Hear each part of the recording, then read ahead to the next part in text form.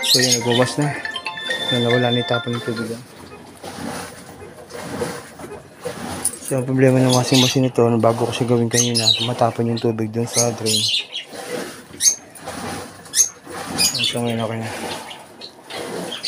Okay na tayo. Tay, thumbs up ka lang sa akin video. Yan tayo. Kamay mo lang yan. Thank you. Yung pag-rinse nito, wala nang ano na. Okay na po yan. Wala pong... Opo. Yan naman po yan yung pagkarga ng tubig, pag-wash, pag-drain. Yun lang naman yung mga function yan Yung mga in-between doon, ano na yun kumbaga, bali wala na yun. Kasi nung parang ginamit nila yun di ganyan, nag-wash na. Tapos nung magre-rinse na, parang dire-diretso na yung tubig. Opo, yun nga po. Hindi na namatay. Ayun nga po.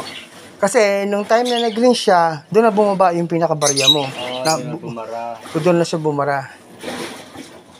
Kita niya na wala na. Kasi natanggal na yung ano niya. Yung bara niya. Yung bara 10.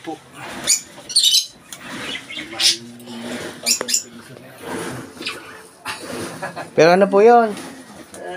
Kapag po hindi kabisado ng technician nakuha mo yan, hindi niya kayang gawin yan.